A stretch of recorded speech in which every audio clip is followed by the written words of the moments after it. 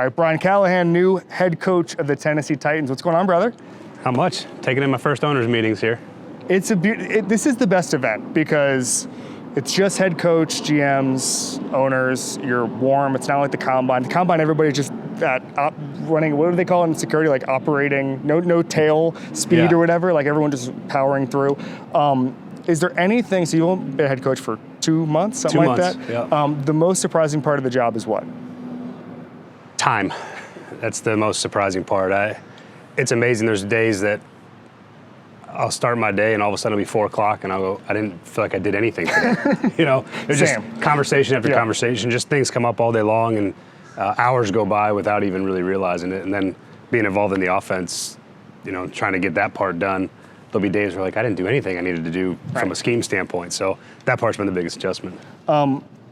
I heard you with Mike Keith and you were talking about the play calling and why you wanted to be the play caller. Part of it is that, think about Burrow and Zach, nothing's going to change with the offensive coordinator leaving from a scheme standpoint because the head coach is the play caller there. You want that voice. You want the verbiage to stay the same with Will for as long as you guys are there. Take me through what this scheme is going to look like with that in mind because obviously you're really good at tailoring, and we're going to get to this, tailoring the player to the scheme, but like big, broad first impressions on what you can do with Will. Well, Will, the things I like about Will are his toughness, his competitiveness. He wants to be good. He's got real physical talent, and I think he put that on display last year. You think back to he was fighting for a job when he first got in, so less reps. Yep. During the season with Tannehill starting, less time he got to take the reps, and so hopefully with a off season full of reps where he knows he's taking all of them as the starter, you can improve pretty rapidly. But I just see a ton of talent that can be harnessed, and I think that part is exciting. And he did some good things when he played and put some pretty impressive throws on tape. Completely agree. Being the play caller as the head coach, you talk about time management. How do you kind of balance that a little bit? And, I remember, I think it was Brian Billick said to me a decade ago, he was like, because of the 3 a.m. rule, that everybody should be thinking about one thing at 3 a.m. And for you, it's obviously going to be the play calling and sort of how that goes. What's the time management and the balance of that now that it's new for you? I'm still figuring my way through it. It is good though. I think that because I've hired a lot of really good coaches. That part's really been helpful. Obviously, my dad with the run game and the offensive line, that's a pretty critical spot to have a trustworthy and dynamic coach at, which I think obviously I do. Both coordinators I've hired, I think, are they're first-timers and the special teams coordinator as well, but really dynamic, I think, young, talented coordinators. And then I've filled my staff with a handful of veteran position coaches, and so I feel really good about when I'm not available, those guys can kind of keep the train moving. But as I figure out where I can insert myself into the offensive side and the meetings and still keeping track of the defense and the special teams. So learning as I go, I think, is probably the best way to put it. Did you interview your dad? I did not. Okay. I did not. There was no interview necessary there. I just love there's some HR thing where it's like we have to just sit here in this room. I'm glad that you guys could skip those steps.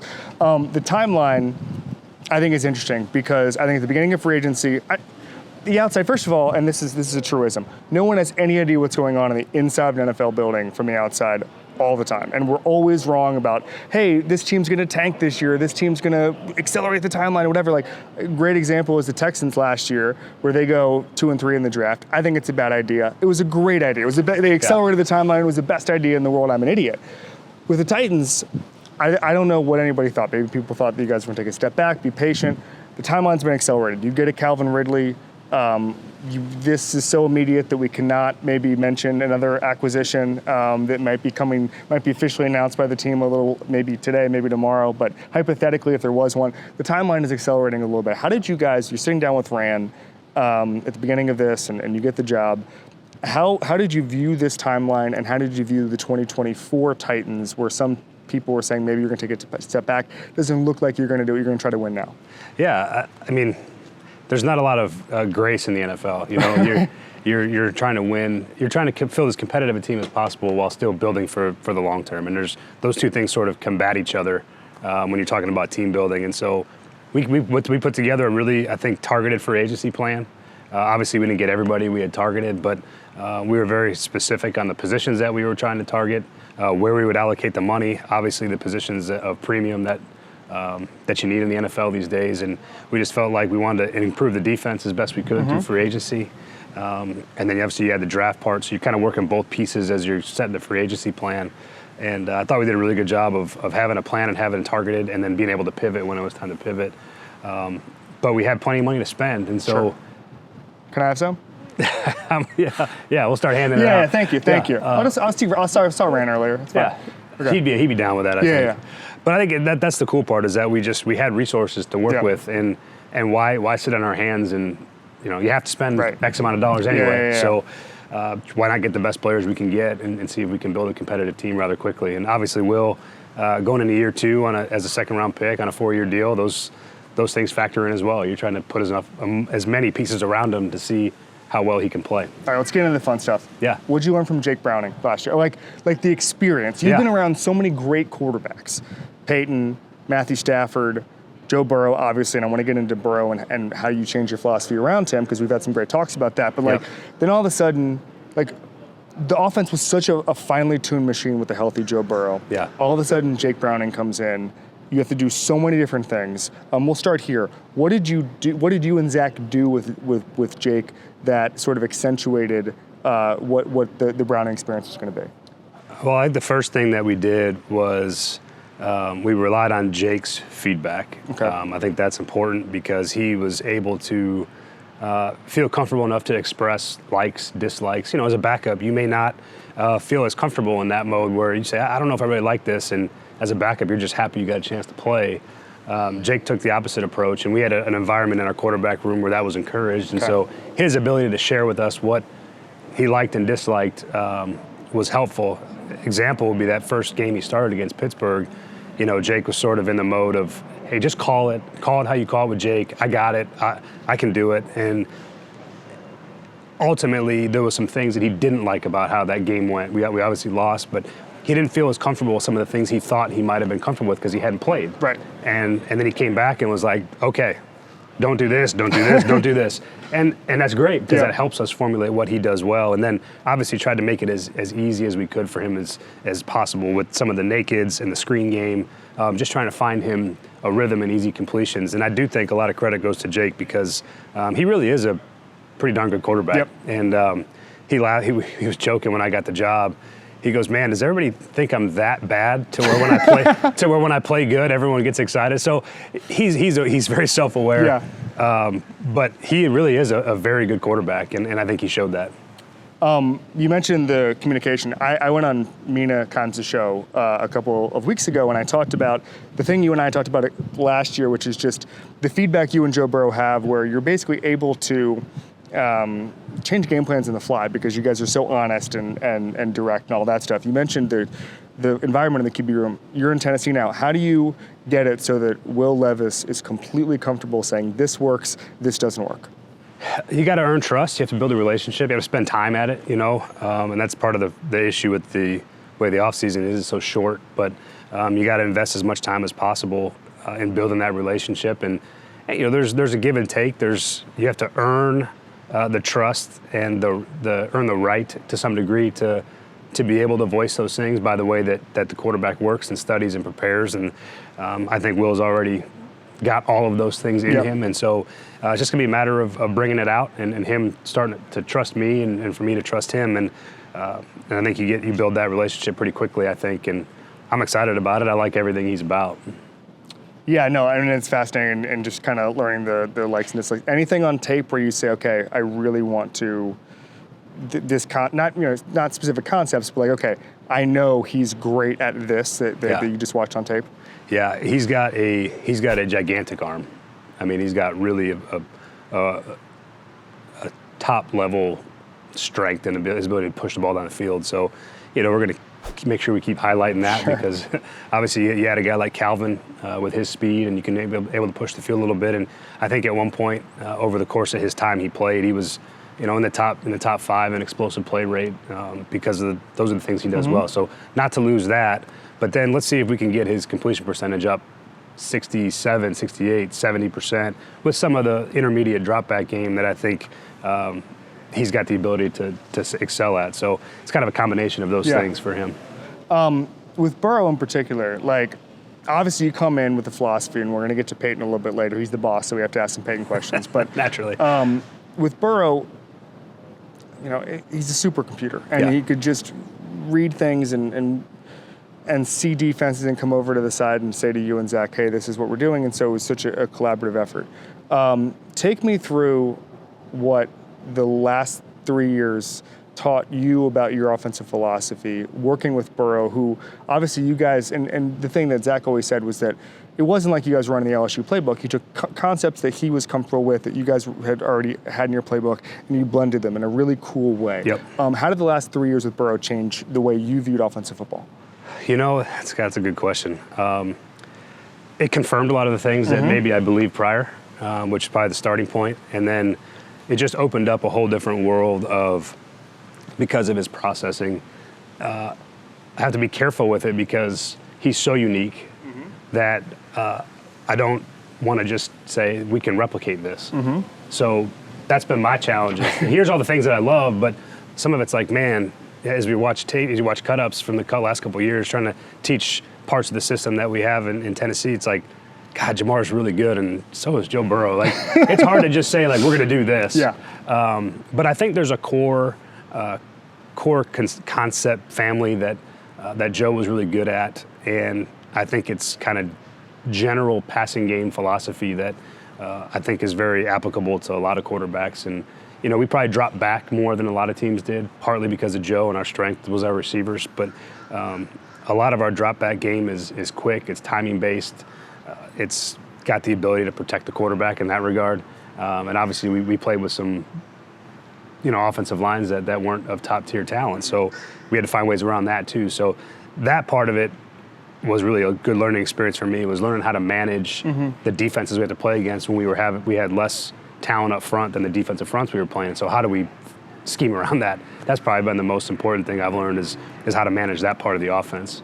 When the Hall of Fame committee calls you up in 15 years and says, I need the play that blew your mind that Joe Burrow is capable of doing, whether that's identifying something in the defense, whether that's, you know, working with you and saying, hey, you know, we've talked about the Daniel Sorensen play where there just wasn't enough width on the field. What's the play for you where you're just like, holy crap? Oh, I mean, the play just on his physical ability alone was we were playing San Francisco in 21 at home, and he bailed out of the pot. This was just his ability to just his timing, his accuracy. He rolls out of the pocket gets muddied. He starts out one direction, he wheels back out to the right, and Jamar's running across the end zone. So Joe's coming this way and Jamar's going this way, and as he throws the ball, Jamar hasn't even, like, he just puts the ball with touch kind of to the back of the end zone, and the ball's like halfway there, and Jamar hasn't even put his foot in the ground to react to it. And all of a sudden, he just puts his foot in the ground, comes back, and he catches it like 3 feet off the ground. But it was one of the most incredible plays between the two of those guys, and it just speaks to the same page they were on. Joe's physical ability as one, be able to move in the pocket and escape, and then make an unbelievable throw on the move. That one will always stick out. Like, it was just such an incredible throw and catch that, you know, it might not be necessarily his processing of course. But that was by far one of the coolest plays I've ever seen. How do you guard? I remember talking to Kevin O'Connell about this last year, where Justin Jefferson himself was like, well, they're going to use me like Cooper Kupp. And I asked Kevin about that, and he was just like, I don't like this idea, you know, like that. Yeah. And so you're coming from Cincinnati, and I think people are going to say, oh, well, we're going to get somebody for the T. Higgins role. We're going to get somebody for the Tyler Boyd role. We're going to get somebody for the Jamar Chase role. And you have to, certainly you mentioned the core concepts, but how do you fight, how do you come up with your own identity while using the things you know you can translate from Cincinnati? That's a great question. And I think one of the things where I really learned that lesson was when I went from Denver with Peyton to Detroit with Matthew. Both incredible quarterbacks, both very different. And that process of having that experience with Peyton, thinking like, this is the way to do it. Like, this is it. This is how you have Demaryius Thomas and Peyton Manning and Emmanuel Sanders. Like, this is how you formulate an offense. And you get to Detroit, and we didn't have those guys. And then you had Matthew, who is a Hall of Fame quarterback in his own right. Yep. But different mentality, different demeanor. And I learned real quickly that you can't take whatever you did and just make it in the next place. And I thought that's an important lesson, because I think if you don't, as a coach, if you think you can just replicate whatever you had, the players are different, the environment's different, the mentalities are different. So at no point would I ever walk into the building and be like, we're going to do this, and it's going to look just like this, because it's not. We're going to have different styles of players, and so the best thing is use the scheme to find the way to put those guys and let them do the things they're good at. And that's going to be the process we're in for the next 10 weeks once we get started in the offseason program, is what do we have and what are they good at, and finding a way to fit those pieces within the framework of the scheme. And maybe we're going to be more 12 and 13 personnel, but you know what I mean? We may not be 11 the way we were in Cincinnati, but to me that's always the huge lesson, and the one that I think people fall in the trap of like, we can replicate this, and the chances of you replicating exactly that it's not true. You can't do that. Having said that, if Titans fans are watching Calvin Ridley and saying, all right, this is the stuff we're going to have him doing, broad strokes, what are we looking at? Yeah, I mean, you're looking at a very similar role that Jamar played in terms of his ability to move him around the formation, use him in motion. He's got such a unique skill set. He's got great quickness. He's got great speed. He can run all the different routes. You saw some of that in Jacksonville too. He can win outside. He can win inside. He can do he's got a lot of different things he does well. And so I'm excited about that, is finding where he fits. But if you look at how we use Jamar, there's going to be some similarities to how we can use Calvin. I love that I had this big thing like, oh, you don't want to compare players. Now I'm just going to blast out in the tweet that you're going to use him like Jamar Chase. The chemistry between Joe and Jamar was so special because they'd known it for so long. Is there anything you learned about that connection that you say, okay, Will and Calvin we can accelerate this by XYZ? Communication. Yeah, they have to spend a time. The time on task is important, but more importantly is whenever they run routes, there's constant feedback. So as he runs a route and Will throws it, maybe they missed the throw. Why? What is it? Maybe he was a revolution short. Maybe Will anticipated him to come flatter. There's a million different things that go into the nuance of the routes and where the quarterback sees it versus what the receiver sees. And the more conversations you have like that in the offseason, the more chances are that it just starts to happen as you start to play. And so you try to accelerate that as best you can with, again, just making sure there's always conversation about a route, where some quarterbacks just sit back and just do whatever is coached. And you really want guys to take a more active approach with the receivers as far as timing, depth, leverage, all the things that happen in the passing game. So you encourage Will to have those conversations early and often? Yeah, absolutely. Yeah. And then it's just reps. Why should you bet with Caesars Sportsbook? 2 words: Caesars Rewards. Every bet brings you closer to the types of benefits only Caesars can offer. Hotel stays, VIP experiences, sports and concert tickets, and more. It's not just an app, it's an empire. We call this a segue in the business. Peyton Manning. Yeah. A lot of feedback on receiver routes. I'll start here as I drop my pen. I'm just nervous asking questions about the boss. I'll start here. Being in that kind of quarterback, you were young. How old were you when you started working with Peyton? 25. Okay. I would say he got there in 2012. Okay. So I was 26, 27. So you start to work with him, and you obviously Peyton's different, but the first moment you knew like this guy is just on a different level was what? The first offseason he got to the building. We were trying to find some ways to blend a little bit of what we were doing currently at the time in Denver with Mike McCoy and some of those things that were in that system of offense, and then taking some of the things that he did. And I remember very vividly that there was a moment in practice, and we were talking about identifying a particular front, and one of the ways that we had done it previously didn't make sense to him, and he was asked a lot of questions about it. You could tell he didn't like it, but he was trying to maintain the early stages and not pick a fight right away. And I remember going out there and we had that front, and there was just confusion at the line of scrimmage. And all of a sudden you can feel as I got to know him, you feel that frustration like coming out of his ears when he's at the line of scrimmage, and he's like, I don't like the way this is. And he goes, can I say it? Yes. He goes, just poker it. So then it was like, oh, that's what we're going to do now. I got it. Yeah. And I'll never forget that. That was my first experience. Like, oh, all right. I got it now. I got it. This is how this is going to go. it was pretty awesome. Did that help? Because there's such a bluntness where he's just like, I don't want to do this, or I do want to do this. It just feels like once you go through that, then the conversation you have with Matthew is so much more direct. The conversation you have with Joe, with Jake Browning, now with Will Levis, it just feels like, okay, the best way about it is just open and honest communication, and it's never going to get more honest than with Peyton. No, and especially at that point in his career, Yep. you know, he had played a lot of years and had a ton of success, and you know, he was coming to a place that was new, and you could just feel that, you know, his ambitions were to try to win another championship, and there's a certain level of expectation, of demand, of standard that he enforced across the team and in the building. You know, just the whole process of it all was, we're doing everything we can to try to win a championship, and here's what it takes, and here's the level that is expected, and if you're not at that level, this isn't for you. And that was very impactful on me as a young coach. Like, I better make sure I'm on top of my game every day I walk in there, because if you're not, you know, you kind of get exposed. And, and I didn't want to get exposed. So that was just, there's just something about that directness of this is what is asked, and this is what's expected, and nothing less than that.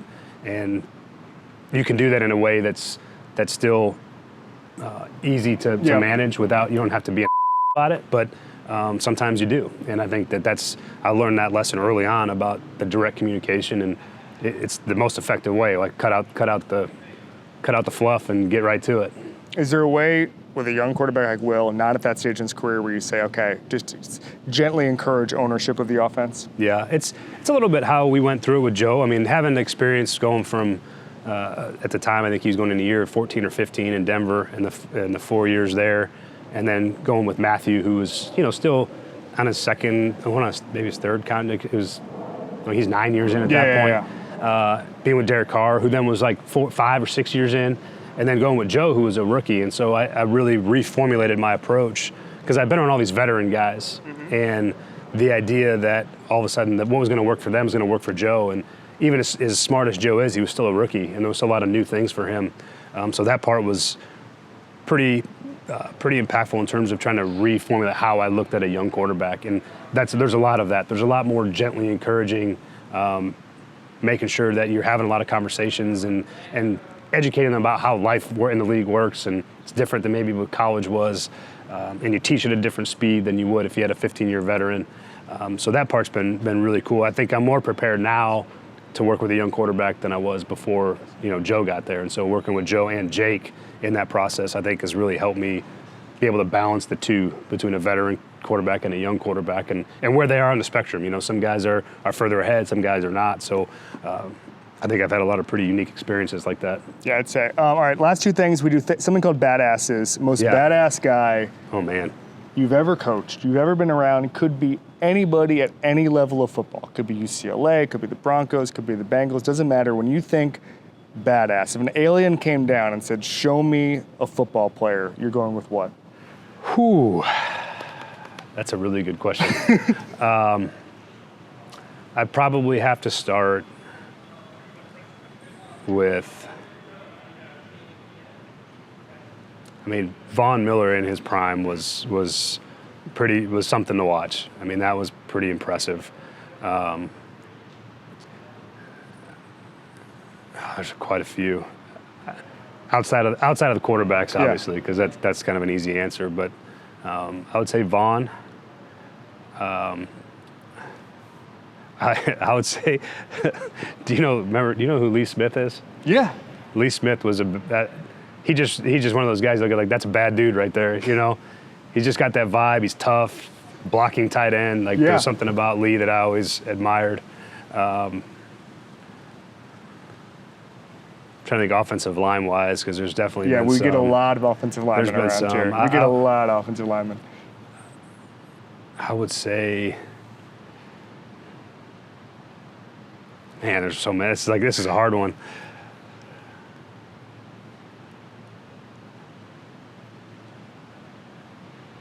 Yeah, I'd hesitate to name. There's been so many. What about Lee Smith? Like, obviously, badass blocking tight end, but like, is there a play, a moment, just being around him, or you're just like, Jesus? He was just such a. He's got that demeanor about him that fits the NFL, but he also had a really good way, like as a veteran player, he was a pro's pro. Yeah. You know, he just had this way where everyone sort of gravitated to him. And I just always, I was only around him for a year, and I just always was kind of struck by that, just how that mindset and how his toughness just sort of drew people to him. And he has a great personality, obviously, but just that, it always resonated with me. Like, this guy proves it when he goes out there. He plays hard. He's really tough. And then he's got this really vivacious personality that people, you know, gravitate towards. Yeah. You know what I mean? I love that. All right, we do one rep back. It's any play in your career that you wish you could get back. Now, Oh, man. it could be anything. Obviously, it's going to be a play call, unless you want to go back to, you know, high school and college. I think you reached. I think the way you put it was you reached your ambitions and reached your ceiling, and as a player, and decided to switch to coaching. We don't have to do that. So, any coaching play that you've been involved in that you wish you could do over with your role, with whatever it is, your input. Where are you going? I'll give you two. Please. One would be just that last sequence of the Super Bowl. That one was pretty crushing. That one hangs with you for a long time. Just that we had just crossed the 50. We had we threw one go ball to Jamar that didn't go. We tried to run it on, I think it was in a 2-minute drill, like on 3rd and 1. We had another kind of quick pass that had some guys open, but we were talking about being aggressive. And then that 4th down, we're sliding to Aaron Donald, and he still ends up edging the guard. And had we had just a extra second or another help mechanism over there, you know, Jamar ends up coming open down the sideline, and Joe was about to throw it. And that one's probably, it's like, just I wish we had found another way to just get the first down in that series of plays. Having watched that again, so was it the play call, or was it Aaron Donald, or was it the help mechanism? Both. Was it everything? It was both. It was all of it. It was all of it. That part was one of the earlier calls. There was some guys open, but we had talked about, you know, taking Jamar one-on-one. So Joe's mindset was, I'm going at Jamar here, when we had some guys that were potentially open, and wish we hadn't even said anything. We should just let him play the play and do that. Then there's the 4th and 1. If we had the back chip mechanism on Aaron that we had at different points in the game in that particular instance, that would have been helpful.